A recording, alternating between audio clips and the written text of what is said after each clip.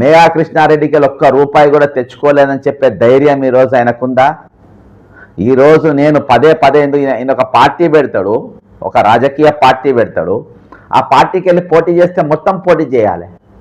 కానీ ఆ రోజు మరి ఆయన అభ్యర్థులు లేకున్నా కావాలని కొన్ని సీట్లు అడిగి అందులో దేవయ్య అని ఒక బీజేపీకి రాజీనామా చేయనటువంటి వ్యక్తికి తీసుకొని వచ్చి ఆయన టికెట్ ఇచ్చుకున్నాడు.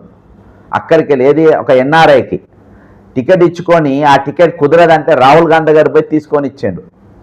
అంటే ఈయనకు బీజేపీ ఒక పార్టీలో ఉండి రాజీనామా చేయనటువంటి వ్యక్తికి ఈయన టికెట్ ఇచ్చినట్టే ఈయన సిద్ధాంతకర్త అనే అనుమానం ఆ రోజు తెలంగాణ సమాజానికి మొత్తం వచ్చింది.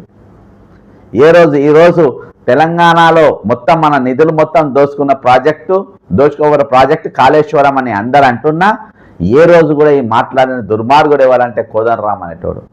ఎక్కడ కూడా నోరు తెరవలేదు, ఈరోజు ఎక్కడ కూడా మాట్లాడలేదు. కూడా ఈరోజు ఉద్యమం నడుస్తూ ఉంటే నిరుద్యోగుల ఉద్యమం జరుగుతున్నా, ఉద్యోగాలు ఆందోళన చెందుతున్నా ఈరోజు ఎక్కడికి వచ్చి కూడా మాట్లాడని ఒక పైచాచిక ఆనందం కేవలం తన కోసమే పొందుతున్నటువంటి స్వార్థపరుడు ఎవరైనా ఉందంటే కోదండరామ్కు మించినోడు లేడని చెప్పి ఈ సందర్భంగా నేను తెలియజేస్తున్నా. ఈరోజు సుప్రీంకోర్టు తీర్పునే స్వాగతిస్తున్నా. దాసోజు శ్రవణ్ గారు నిజంగా ఆయన మడిమే వెనుక తిప్పకుండా ఆయనకు ఎమ్మెల్సీ వచ్చినా కానీ ఇసోంటోళ్ళు ఉండడానికి వీల్లేదని చెప్పి ఆయన వేసిన కేసు, ఆయన సత్యనారాయణ ఇచ్చిన కేసు ఈరోజు సుప్రీంకోర్టు ఇచ్చినటువంటి జడ్జిమెంట్తోని ఈ దుర్మార్గులు పనికిరారు, వీళ్ళని తీసేయాలని చెప్పేసి తీసి అవతల మెడలు బట్టి బయటికి నూకిన పరిస్థితి ఈరోజు కోదండరామ్ అనేటోనికి.